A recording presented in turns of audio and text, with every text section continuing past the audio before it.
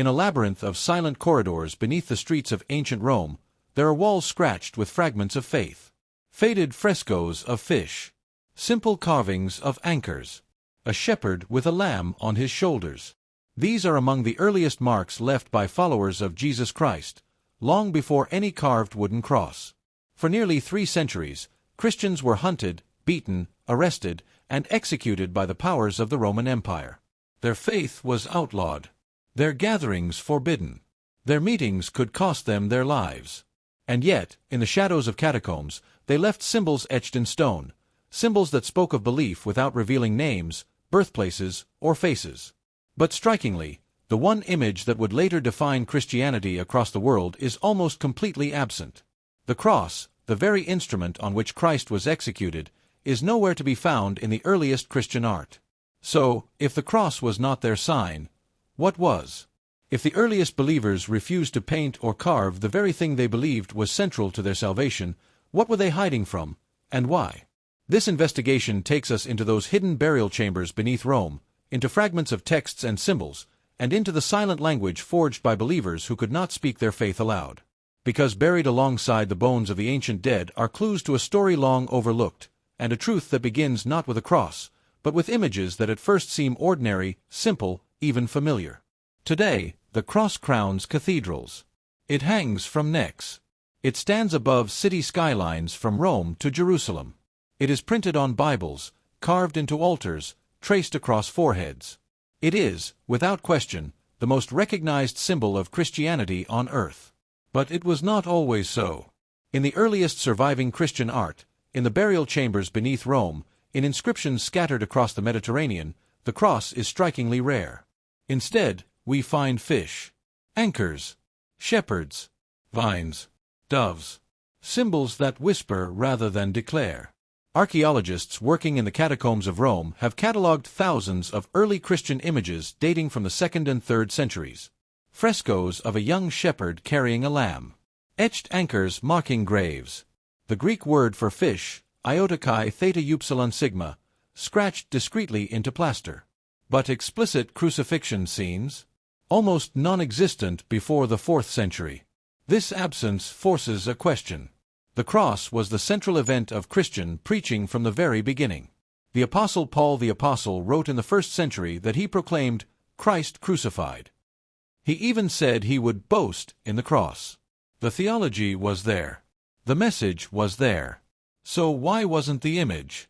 Was the cross avoided because of fear? In the Roman world, crucifixion was not merely execution. It was humiliation. The historian Tacitus described crucifixion as a punishment reserved for the lowest classes, rebels, slaves, enemies of the state. The philosopher Seneca the Younger wrote of bodies hanging in agony, exposed to public shame. To Romans, the cross was not sacred. It was disgrace.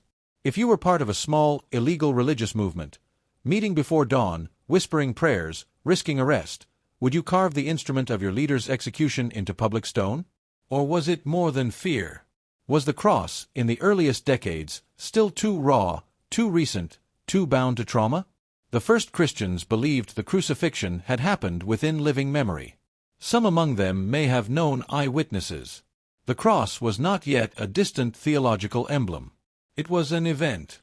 Or was it something deeper? Did persecution shape the way Christians expressed their faith visually? When gatherings could be raided, when believers could be accused of treason for refusing to sacrifice to the emperor, symbols needed to conceal as much as they revealed. A fish could pass unnoticed. An anchor could mean hope to one observer and nothing to another. And then there is the third possibility. What if the cross was not immediately central in Christian imagination the way it later became? What if early emphasis fell more heavily on resurrection, on the Good Shepherd, on salvation and deliverance, rather than on the instrument of death itself? Because something changed. At some point between the underground burials of the 3rd century and the imperial basilicas of the 4th, the cross moved from the margins to the center. From hidden absence to dominant presence. From avoided image to defining mark. If the first Christians did not rally around the cross visually, what did they believe about it?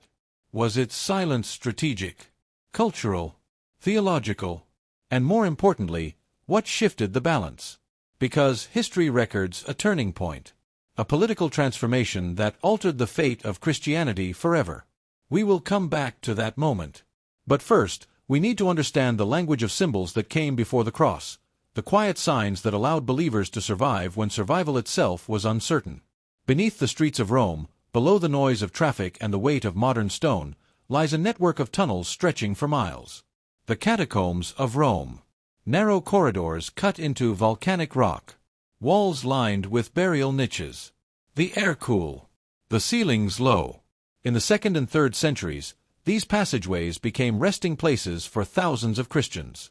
Families descended with oil lamps, their small flames flickering against damp stone, illuminating frescoes painted in haste and faith.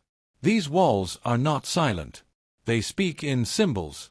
Over and over again, archaeologists document the same images.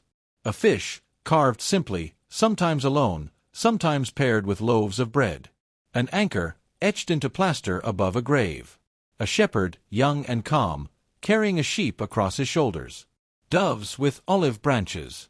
Vines heavy with grapes. And in later layers, the Chi-Rho, the overlapping Greek letters Chi and Rho, an early monogram of Christ that begins appearing more prominently in the 4th century. But what we do not see is just as important as what we do. There are no graphic depictions of crucifixion in these earliest chambers. No bodies hanging on crosses. No nails. No blood. The absence is striking, especially for a faith centered on an execution. Why depict a shepherd instead of a crucified Christ? Why carve a fish into a tomb rather than the cross that defined their preaching? Why rely on imagery that could be mistaken for something else? Scholars who have catalogued the catacomb frescoes, including detailed surveys published by the Vatican's Pontifical Commission for Sacred Archaeology, confirm the pattern. Early Christian art overwhelmingly favors symbolic, indirect representation.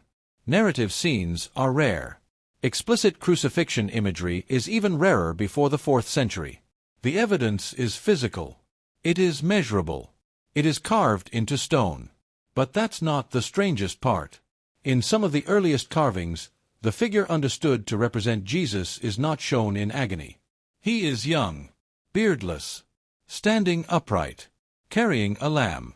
The image resembles common Greco-Roman depictions of a pastoral figure known as the Kriophoros, a shepherd bearing a sheep. It was a familiar symbol in Roman art long before Christianity.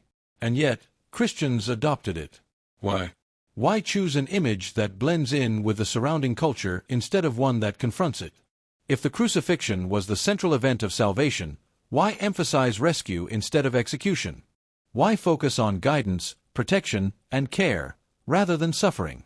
Some historians argue that early Christians avoided portraying the crucifixion because the event was too recent, too traumatic, too socially humiliating. Others suggest the emphasis lay on resurrection and deliverance, not on the method of death. Still others propose that coded imagery served as protection, a way to identify fellow believers without attracting Roman suspicion. But the catacombs show us something undeniable. The earliest Christian visual language was discreet. It was indirect. It was careful. And that caution raises a deeper issue. Because in the Roman world, crucifixion was not merely a method of execution. It was a public spectacle designed to degrade. Victims were stripped, exposed, mocked. The cross was not a neutral object. It was a symbol of imperial dominance and social disgrace. To understand why the earliest Christians may have hesitated to display it openly, we have to understand Roman shame. And once we do, the silence surrounding the cross begins to feel less accidental and more deliberate. To understand the silence carved into the catacombs, we have to step into the Roman world. Crucifixion was not merely execution. It was theater. It was public. It was designed to humiliate. Victims were stripped naked, displayed along roadsides, left hanging for hours, sometimes days. Their suffering was meant to be seen. Their bodies were warnings. The Roman historian Tacitus, writing in the early 2nd century, described Christians in Rome being subjected to exquisite punishments under Emperor Nero. Though he does not dwell on the mechanics in that passage, Roman sources elsewhere make clear what crucifixion signified: disgrace, subjugation, eradication of honor. The philosopher Seneca the Younger wrote of crucifixion with revulsion.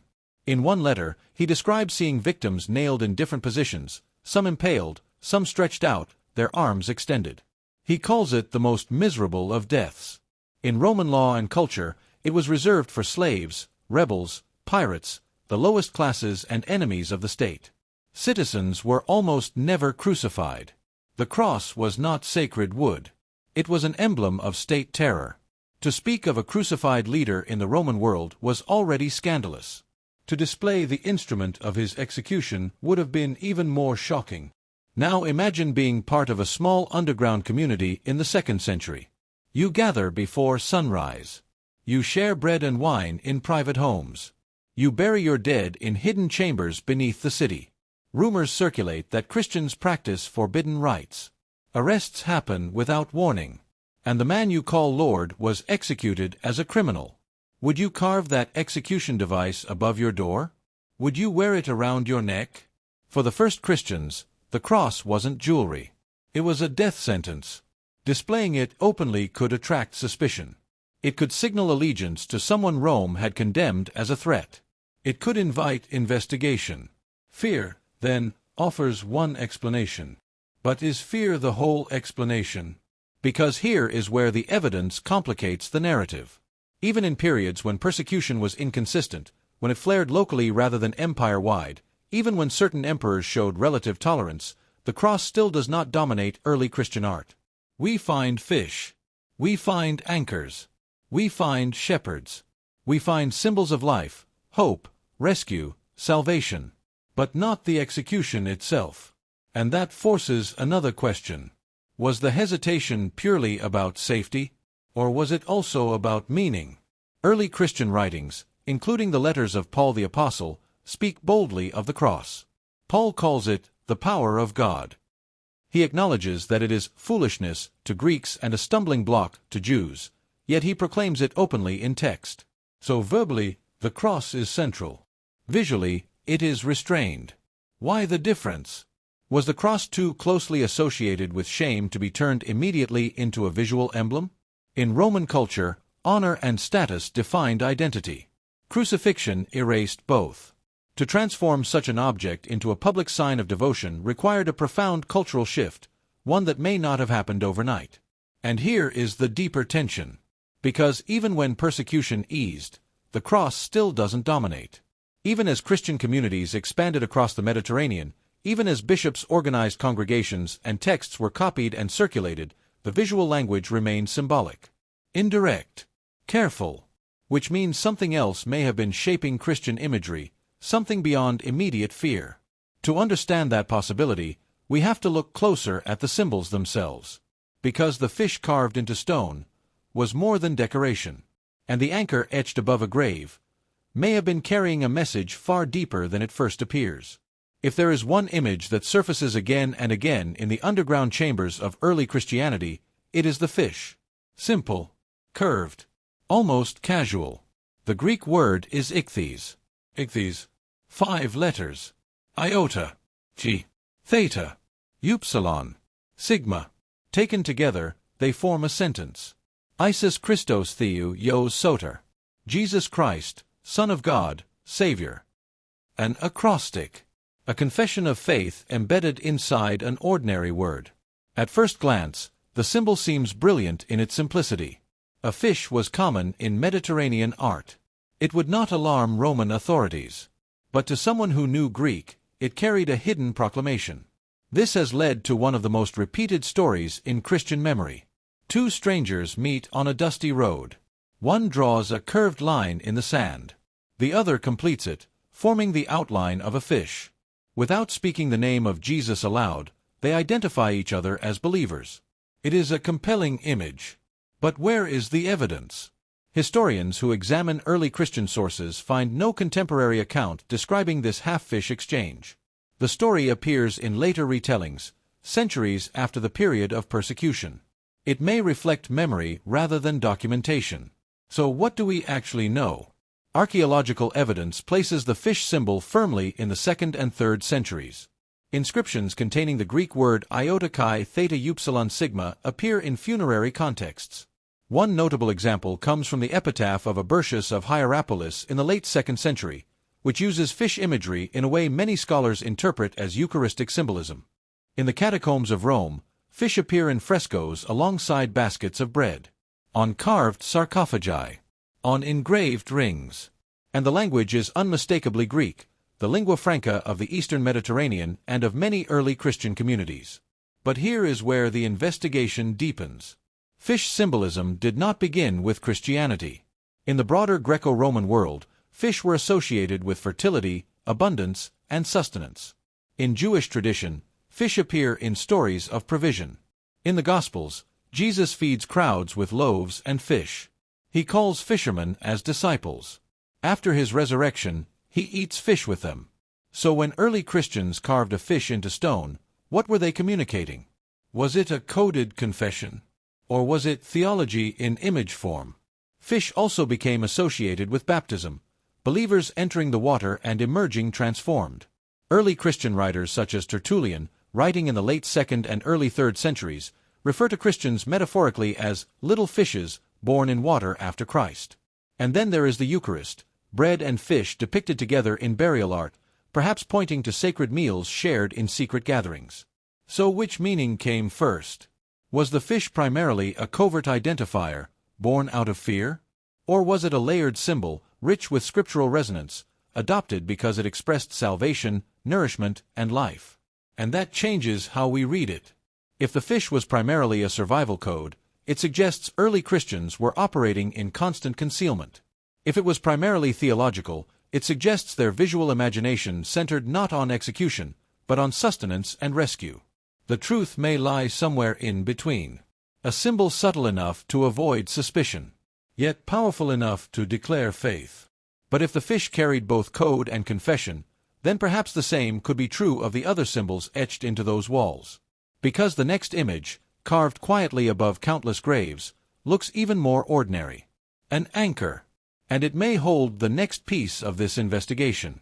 Carved above burial niches in the dim corridors of the Catacombs of Rome, another image appears with quiet consistency. An anchor. At first glance, it seems unremarkable. A maritime tool. A symbol of ships and trade. Rome was a Mediterranean empire. Anchors were common in daily life. But in early Christian graves, the anchor appears again and again. Its meaning, at the surface, seems clear. Stability, security, hope. The Epistle to the Hebrews, written in the 1st century, speaks of hope as an anchor for the soul, firm and secure. That line, Hebrews 6 verse 19, would have resonated deeply with believers facing uncertainty, imprisonment, even execution. An anchor holds fast in storm. It prevents drift. For a persecuted minority, the metaphor is powerful. But look closer. In many early carvings, the anchor's vertical shaft intersects with a horizontal bar. The curved flukes extend outward. The overall silhouette begins to resemble something else. A cross. Some scholars have noted the visual similarity between certain early anchor engravings and simplified cross forms. In a few 2nd and 3rd century inscriptions, the distinction becomes subtle, the lines blur. Was this intentional? Was the anchor camouflage? If Christians hesitated to display the cross openly, could they have embedded its shape inside a socially acceptable symbol? The theory is not new. Art historians have debated it for decades. Some argue that the resemblance is coincidental, that anchors naturally share structural features with crosses. Others suggest that early believers may have deliberately leaned into that similarity, allowing a symbol of hope to double as a quiet reference to crucifixion. The evidence requires restraint. We do not have a 2nd century Christian writer explicitly stating, "We used the anchor to hide the cross." No surviving document confirms such a strategy. What we have are stones. Stones carved with anchors that sometimes look strikingly cruciform. Stones placed above the dead in underground chambers. And a community that, at least visually, avoided direct depictions of crucifixion. The question remains open. If the anchor was simply a metaphor for hope, then it fits naturally within early Christian theology. But if the anchor was a disguised cross, then something more deliberate was happening. It would suggest that the earliest Christians were not rejecting the cross. They were reframing it, softening it, concealing it inside an image that carried less social danger. And that possibility changes the narrative.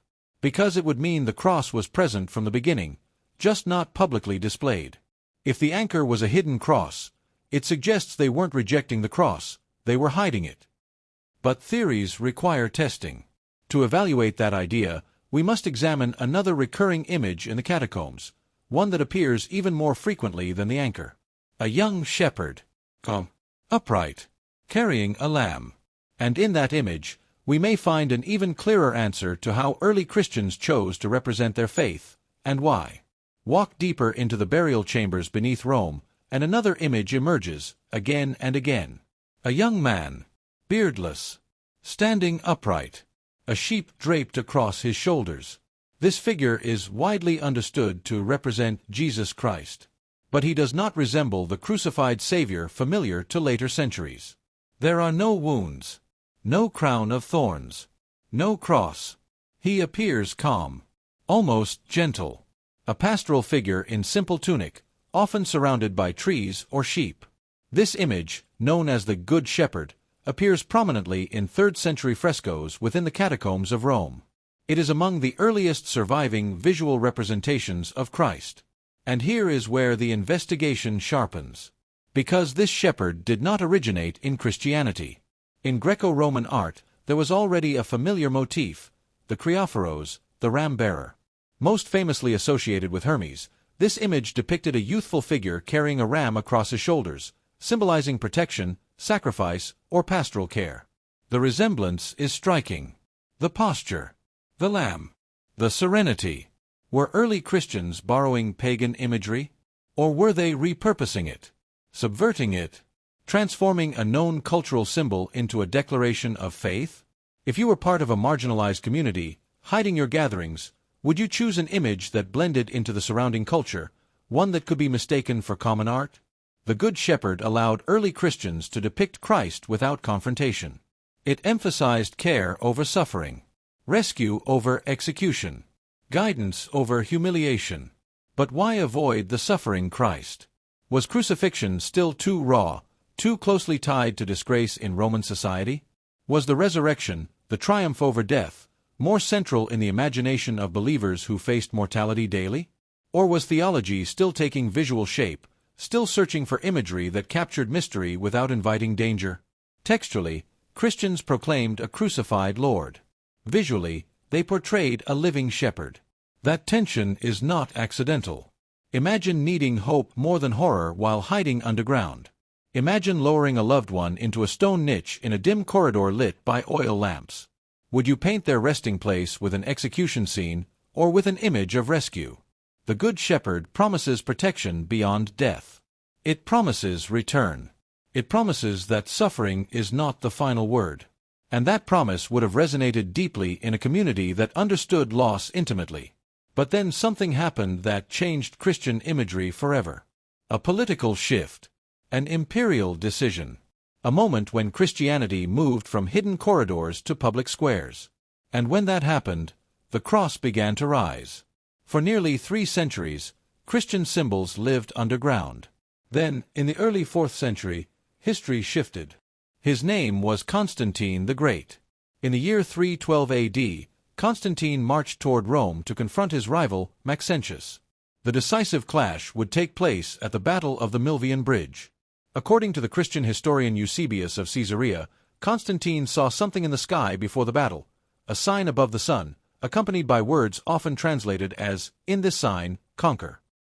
Another account, written by Lactantius, claims Constantine was instructed in a dream to mark his soldiers' shields with a heavenly symbol. That symbol was not the traditional Latin cross. It was the Chi-Rho, the overlapping Greek letters Chi and Rho, the first 2 letters of Christos. The emblem soon appeared on imperial standards, known as the labarum. It was displayed on banners carried into battle. It was stamped onto coins. It entered the language of power. And Constantine won. Within a year, in 313 AD, Constantine and Licinius issued the Edict of Milan, granting legal status to Christianity across the Roman Empire. Persecution did not vanish overnight, but the era of systematic imperial hostility ended. For the first time, Christians were no longer hiding in burial tunnels. They were building basilicas. They were advising emperors. They were shaping imperial policy. And that is where the visual transformation accelerates. Imperial coins from Constantine's reign begin to feature Christian monograms. Military standards carry the Chi-Rho into public view. Church architecture begins incorporating cross forms more openly. Gradually, cruciform imagery emerges into visibility. Not immediately, not everywhere, but steadily. The cross, once associated with shame and execution, begins to be reframed as a sign of victory. It appears atop church roofs. It is integrated into mosaics. It is no longer hidden. When Christianity moved from catacombs to imperial palaces, did its symbols change too? The timing is difficult to ignore. For centuries, the cross is restrained in visual art. Then, after imperial endorsement, it begins to ascend. Was this organic evolution, a natural theological development once fears subsided? Or did political power reshape Christian symbolism? Because symbols do not exist in isolation. They communicate allegiance, authority, identity. When an emperor adopts a symbol, it acquires force beyond theology. The Chi-Rho under Constantine was both religious confession and imperial insignia. And as Christianity intertwined with imperial structure, the cross slowly transitioned from instrument of humiliation to emblem of triumph. But here is the tension. Did the cross rise because Christians were finally free to display it? Or because it now carried the backing of imperial power? The answer is not simple. And what happens next, in the decades following Constantine, will push this transformation even further. Because once a persecuted minority becomes favored by the state, the language of its symbols inevitably changes. In the decades after Constantine, Christian art begins to change, slowly at first, then unmistakably. By the late 4th and 5th centuries, cruciform imagery appears with growing confidence across the empire. In basilicas rising over former house churches, in mosaics gleaming with gold tesserae, in carved ivory panels and illuminated manuscripts. The cross is no longer implied. It is displayed. Early crucifixion scenes begin to emerge, though often in a form very different from what later centuries would emphasize. Christ is shown upright, composed, regal, sometimes clothed in a long tunic, his eyes open, his posture firm. This is not a broken victim. This is a reigning figure. One of the earliest known narrative depictions of the crucifixion appears in the 5th century on the wooden doors of the Basilica of Santa Sabina in Rome. The scene is restrained, almost minimal. Yet the cross is unmistakable. At the same time, another transformation is unfolding. The cross becomes adorned. Jeweled processional crosses appear in liturgical settings. Gold and precious stones frame the once despised instrument of execution. In apse mosaics, the cross is sometimes presented alone, radiant, elevated, surrounded by light. It has become triumphant. The theology is shifting visually, from suffering criminal to victorious king. This development aligns with theological currents of the time. Church fathers increasingly emphasize Christ's victory over death, his cosmic authority, his divine kingship. The crucifixion is no longer primarily a scandal, it is a conquest. The Latin term crux once evoked disgrace. Now it signals redemption. But the timing raises a moral question. Did power make the cross easier to display? Because by the late 4th century, Rome was no longer crucifying Christians. Christian bishops held influence at court. Imperial law began to favor the church.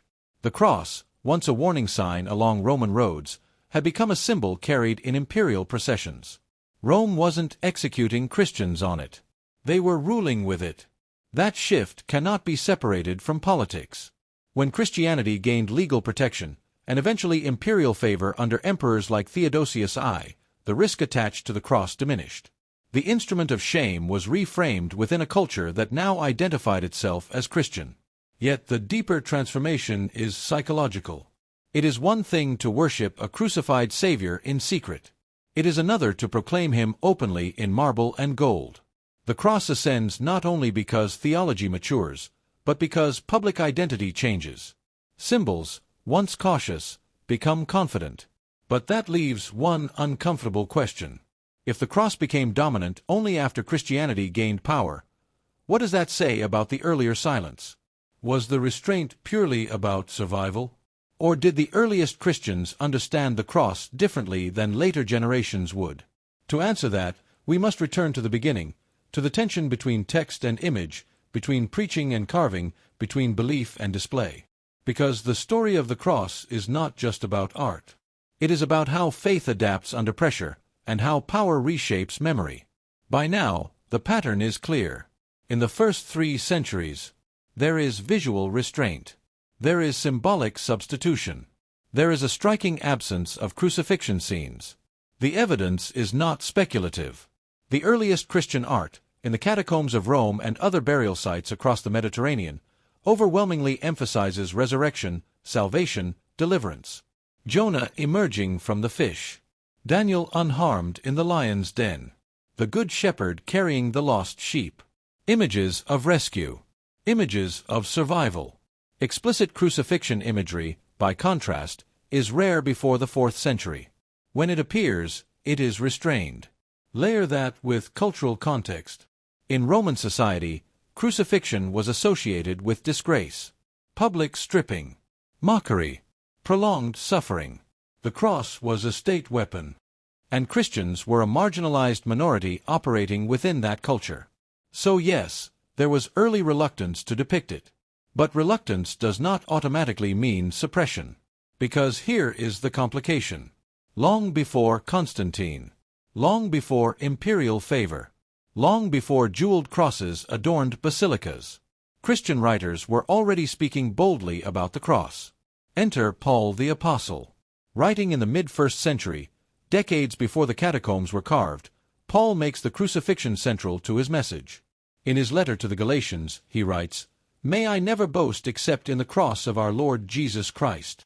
In Corinthians, he declares that he preaches Christ crucified, even acknowledging that it sounded foolish and offensive to many. The cross, theologically, was not hidden.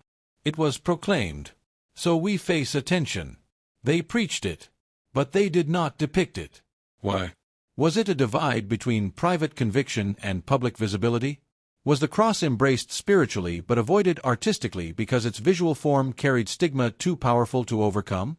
Or was something else at play? Perhaps trauma. For early Christians, the crucifixion was not distant history. It was recent memory.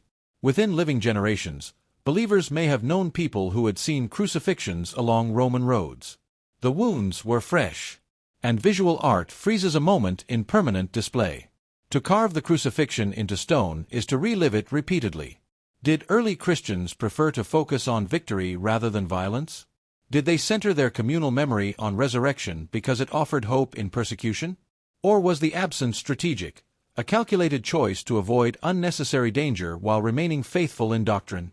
If the cross had been deliberately suppressed, we would expect silence in texts. But there is no silence. Instead, there is proclamation, which suggests the issue was not denial, but representation. A spiritual symbol can carry meaning independent of its physical depiction. But a visual symbol carries social consequences. So the question tightens. Was the disconnect between theology and art a matter of survival? A matter of sensitivity? A matter of cultural evolution? Or all three? And here is where the investigation becomes personal. Imagine your leader had been publicly tortured, stripped, executed in front of crowds. Imagine the instrument of that execution was still used in your city. What would you carve above your child's grave? What would you wear openly? What would you risk displaying? The earliest Christians did not erase the cross from belief, but they handled its image with caution. And that caution tells us something profound about how symbols function under pressure. Yet even with all this evidence, one final question remains. If the cross eventually became the defining emblem of Christianity worldwide, was that transformation inevitable? Or did it depend on a moment when fear no longer dictated visibility? The answer lies in the long arc between underground survival and imperial confidence. And that arc reshaped not only Christian art, but Christian identity itself. After examining the tunnels, the frescoes, the inscriptions, the coins, and the texts, certain conclusions rise with clarity. First, early Christians prioritized resurrection imagery. The walls of the catacombs of Rome are filled with scenes of deliverance, Jonah emerging alive, Daniel preserved, Lazarus raised, the Good Shepherd carrying the rescued sheep. The visual emphasis is unmistakable. Death is present, but rescue dominates. Second, Roman crucifixion stigma made visual depiction dangerous. The cross was a state instrument of terror, associated with slaves and rebels. To carve it openly during periods of hostility could invite suspicion. It was not yet abstract. It was not yet distant. It was part of Rome's legal machinery. Third, symbols like the fish and the anchor carried layered meanings.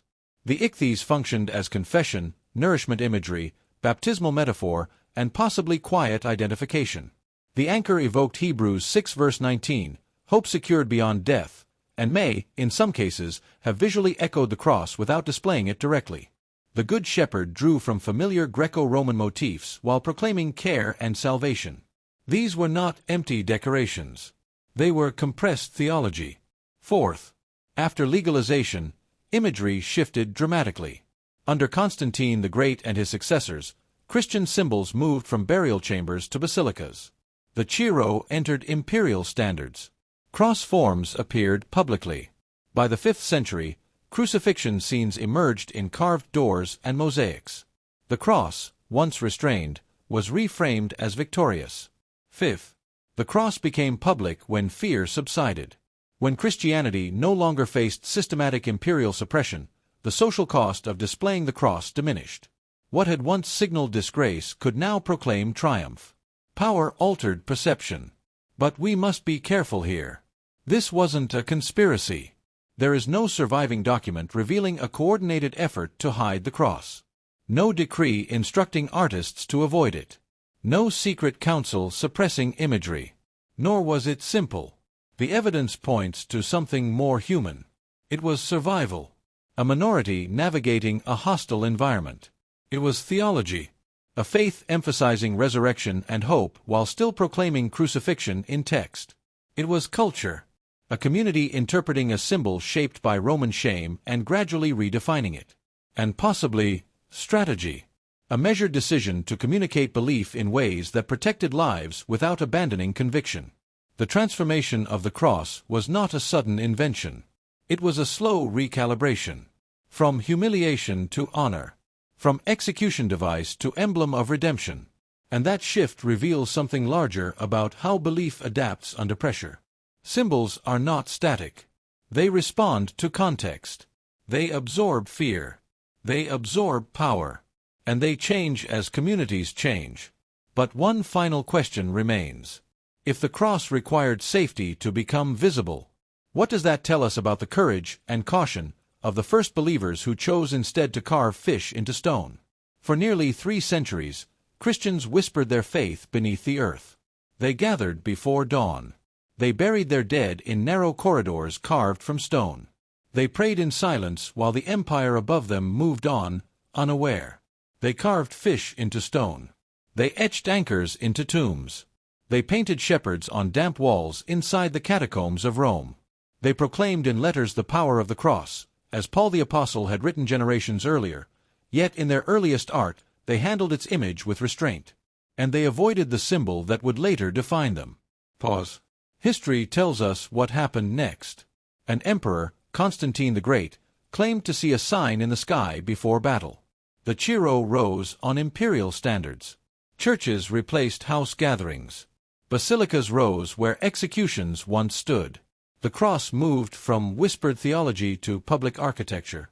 From private hope to imperial emblem. From hidden mark to banner of victory. But the question lingers in the quiet spaces beneath Rome. So here's the question. Did the cross rise because faith deepened? Or because fear ended? Was it theology maturing over time? Or safety granting permission? Or both, intertwined in ways history rarely separates? The stones beneath the city do not answer. They simply preserve what was carved when belief required caution.